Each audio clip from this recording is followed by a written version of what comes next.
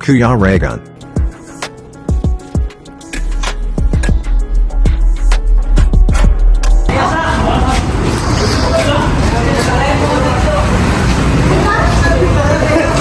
Uy, alain pa yan. Ba't nyo kinarga na yan?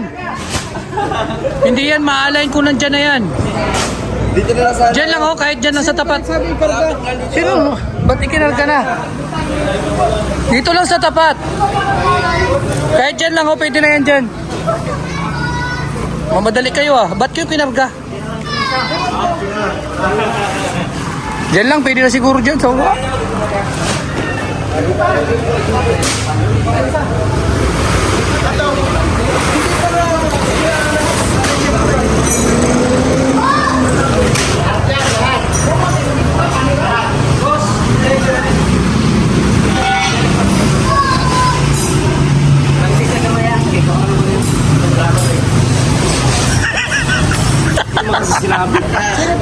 iwan ko sa inyo. Nagtaka nga ako, ba't kinakarga na hindi, kakakabit pa lang ng gulong. Binaba na daw kasi yung sakyan. Hindi, binaba kasi alay niya. Hop! Hoy! Buksan mo yung bintana mo, bro. Bro, buksan mo yung bintana mo. To!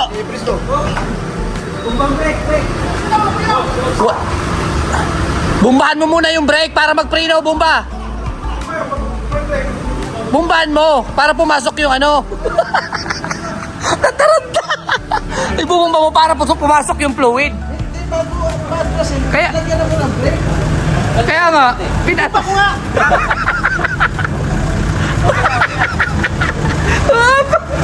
Lumaki yung mata. Banti na, break. Break. Yan. Ano, wala pa rin? Ano, bakit basket dito? Baka na, ano kanina? Di ba inipit nyo yung hose? Wala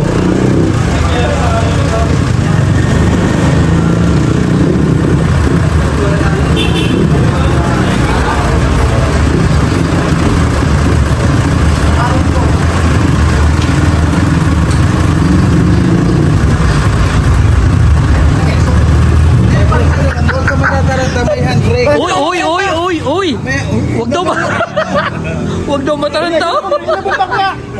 Wag daw mataranta. Hindi ka lang walang break kasi nga kalsuan. Wag daw makataranta. Naka-reverse naman siya. Ano ba nangyayari? Wag daw mataranta. Automatic na walang break Kaya nga, lumaki yung mata mo. Fluid daw, nasaan yung fluid? Hindi, mahina kasi yung handbrake niyan. Handbrake niyan, mahina.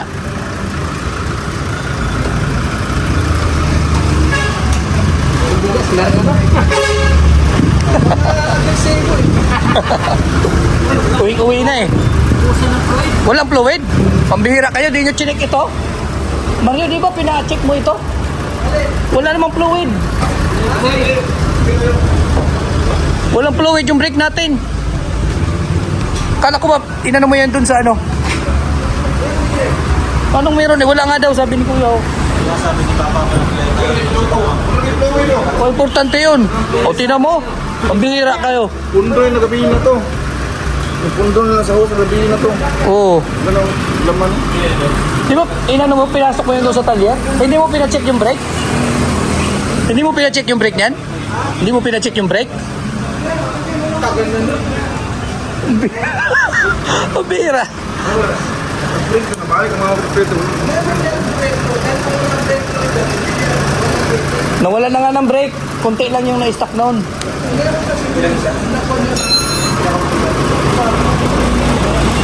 Bakit na rin?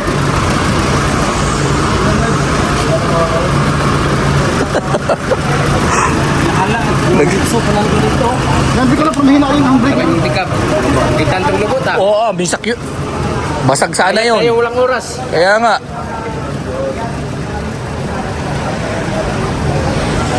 May kalaso.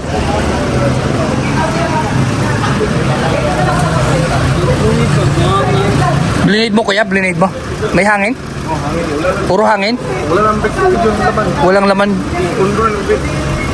Ang bihira.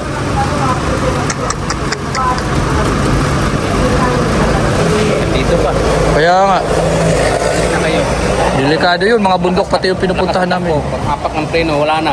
Kaya nga. Delikado yun. Di ba pinasok nyo ito sa ano? Talyer nung umalis ako? Kaya nga, ewan ko. Dinalo nyo dito sa ano?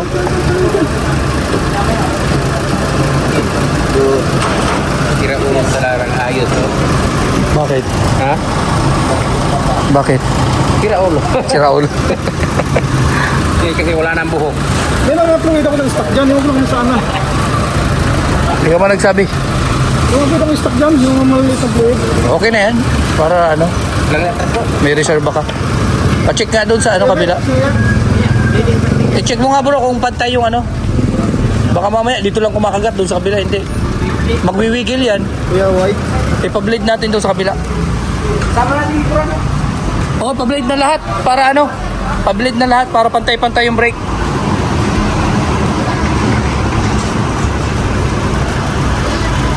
Yan mga kalangga, buti na lang chinik yung ano, yung brake natin. Nawala na pala ng fluid. That time kasi si Mario yung nag ano niyan, pasok doon sa talyer at ang ginamit namin doon is ang pick-up service namin. Habang ito ang ano, habang ito yung inaayos ni Mario. Kaso nga lang siguro hindi chinik doon sa talyer yung mga ano, brake at fluid. Dapat talaga babantayan kasi kung nagpapatrabaho para alam mo kung ano yung ginagalaw at alam mo yung ano alam mo yung inaayos para sa susunod pag may mga ganong sira alam mo na rin, may idea ka na rin. Ganon lang po yan mga kalangga. Tulad yan no, buti na lang na-check, wala na palang fluid. Yan, buti na lang naisipan natin na ipa-well align. May mga tama na pala yung ano, tie rod, ball joint. Ayan. At least ngayon okay na at safe na kami. Siguro talagang ano, ginagabayan tayo ni Lord at hindi tayo pinababayaan. Nagbibigay siya ng sign na dapat nang ipa-check o paayos yung ating sasakyan. Kaya thank you Lord at laging nandyan siya nakagabay sa amin. Lagi nating kasama si Lord sa lahat ng biyahe. Binibigyan tayo ng sign no, para gawin yung dapat at maging safe tayo sa mga lakad natin. Ayan. Nai-bleed din dito bro? Nai-bleed din dito? Pabiblade pa dyan bro? Oh, pag muna. Nai-bleed ba dito kuya? Hindi pa? Wala, isa na bleeder ito. Kasama na yun. Okay. Maganda yun para pantay lahat. Pag brake, sabay-sabay. Okay, wow, lakas. Laglag lahat. Yan, ayos.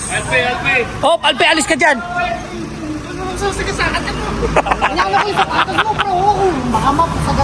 Pakisara muna ng ano, pakisara muna ng ano. Op, kuya, isara muna yun. Yung mga gamit, mahulog. Matisting.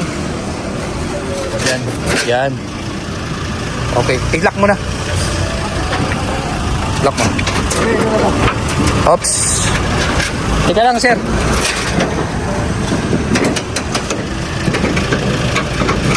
Yan. Okay. Sige, pa-check. Patakboy mo ng 120.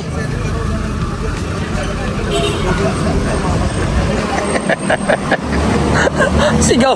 Sigaw ng sigaw eh. Naratol. Sigaw na sigaw. Walang break. Walang break. Ang laki na ng matay. Kaya. Hindi, yung ano dito, yung problema kung nagkataon. Yung sasakyan dito. Nandun sa camera. Oh, sigaw siya ng sigaw. Yung sa Ligaso. Si Toto. Ayun pala yan sa computer. Ano yan? Doon. Kasi yun ang mga ano, yan. Ayun yung mga function. Yan ang gagamitin yan. Kailangan mag-0-0, may computer doon. Yan, may computer yan dyan. Kailangan mag-0-0 lahat, ano. Yan, oh.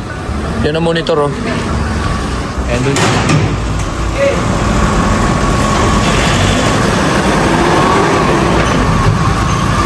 Ayun yung camera. Yung kung dyan yun, ano. Nako. Kung nagkataon doon, diretso ka noon, doon no.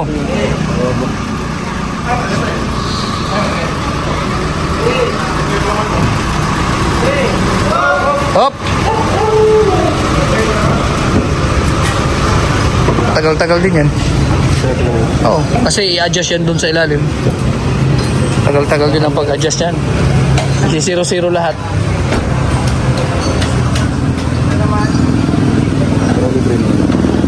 Di, bayad yan. Oo, pero mura lang naman yan. Mura lang naman yan. Magkano lang naman binayaran ko. Ewan ko lang din. Yan, so naka, sa akin, 750 singil. Oo, mura lang naman yan. Yan ang wheel alignment. Oo. Yan na yung wheel alignment. Sa'yo, anong ginamit? Ganyan din? Hindi? Doon yun na may monitor. Doon yung check yan. Tapos ilalagay nila kung anong unit yung sasakyan. Halimbawa, Bungo, ilalagay nila yan dyan. Kung anong model. Yan o. Yan, doon. Yan baga o. Yeah.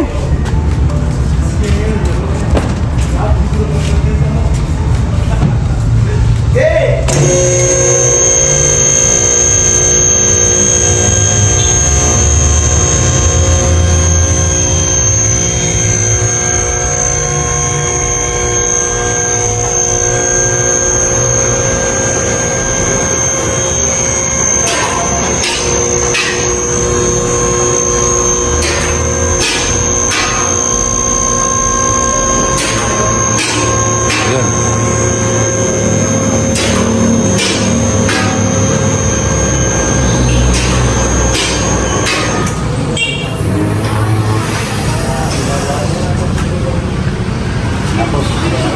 Tora para hindi, I-underwash dapat yan. Yan yung sinasabi ko. Oh. Yan o. Ang nipis na o. Alis mo na, alis na. Alis. Di ba ang nipis na? Yung kalawang o. Yan o. Dapat pinturahan. Oo. Hindi. Yan o, yun o. Manipis na baga. Yung may tornilyo. Kailangan kalapaan yan. Ito ba yung ginawa dati? Patungan. Ito yung ginawa? Oo, ito. Pero yun hindi. Diba yun? Yun o, yun o. Kita mo yung tornilyo na yan. Diba? Kalawang na. Dala naman ito doon.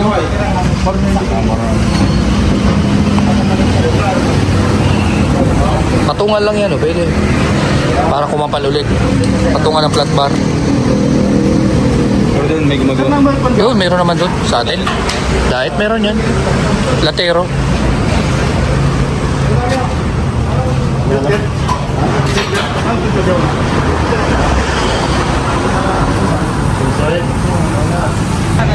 Saan yung ano? Ito, sir, oh. May tagas, kasi naubos na yung fluid. Karap pero, nag-leak na. Kailangan ito palitan ng rubber cap at saka dito. Meron kayo? Meron? Meron sir, bro. Sa ngayon, hindi na itong tapos, hindi na kaya. O di ano na lang, dagdag na lang tayo muna ng ano. Yun na lang, salisa. Pero dapat linggo pwede. Anong ano ba tayo? Linggo. Anong oras? Hindi ko tayo alis eh. Ano? Umaga? Wala na, alangan na. Bukas Hapon man tayo alis. ng linggo. O di umaga dalhin dito. Katanong kung bukas na linggo. Oo, bukas man sila. Sa linggo. Para maano, palit tayo ng tumatagas ng ano, yung ano, yung brake fluid. Kabilaan yun, kabilaan. Yung kabilaan. Madali lang naman yan kasi papalit lang naman ng rubber yan. Rubber cap. Parang ano, gasket ba? Madali lang yan. Para walang problema ba? Mag-jetya, hindi. Bueno, ano na? Oh. Doon sa kabila, okay naman. Doon sa kabila, ayos naman. Harapan? Oo, wala naman leak. Walang leak doon. Ikuran lang ang may tagas. Okay.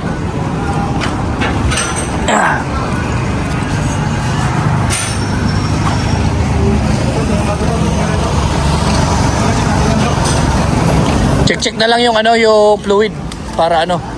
Dagdag na lang. 'Di ba marami naman stock diyan? Kalimutan ka, baka makalimutan mo rin. Yung Yung ano. fluid. Hindi, dapat Hindi yan. sa check kasama ang brake. Hindi naman basta-basta maubos yan. Pero dahil Hindi naman siya talaga malakas yung ano. ngayon na nagbawas siya. Tsaka hindi man malakas yung ano. Hindi mo nagbawas kanina, bakit? Dati pa yun yung biyahe natin. Hindi, kaya walang brake, inatras yung brake pad niya. Kaya nga, oo. Kasi nakaigpit yun eh. Inalis kasi yung brake pad kanina. Yung piston nun, yung piston, Tumatras, inatras yun. bumubay mo yun. Oo, kailangan bubumbahin yun. Buti na lang. Pero kahit binumba niya, kulang talaga kasi yung fluid. Kasi binuksan yung lagayan.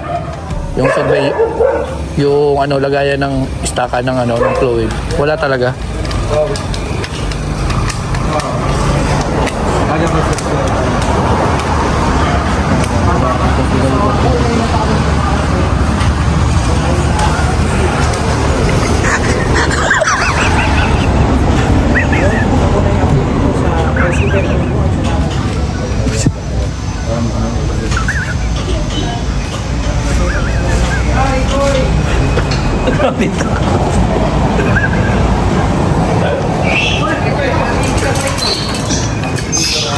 Itak.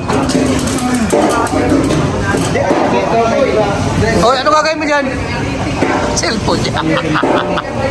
Sa kilidi sa loob. Hoy, umayos ka bro.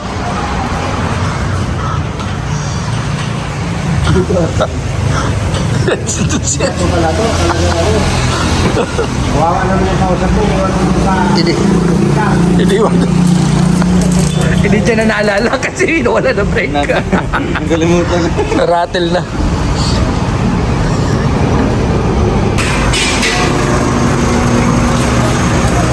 Ayan mga kalangga. So, ang problema pala is mayroon siyang tagas. No? May tagas pala yung ating linya po ng fluid. So, kaya lahat po ng inilagay po doon sa talyer nung ipinakondisyon siya ni Mario, nabawasan at naubos. So buti na lang nadiskubre at nakita ng mekaniko yung dahilan kung bakit naubos kagad yung fluid. So ngayon babalik kami dito by Sunday para ayusin at lagyan ng gasket yung linya ng brake fluid. So ayan po mga kalangga, hanggang dito na lang po nating vlog, and maraming salamat po sa patuloy na pagsuporta, subaybay sa aming mga videos. Ayan, at salamat din kay Lord na laging nakagabay at nakaalalay sa amin sa lahat ng aming mga lakad. So ayan, bye bye po, God bless sa ating lahat, at mag-iingat po kayo saan man tayo naroroon. So bye bye.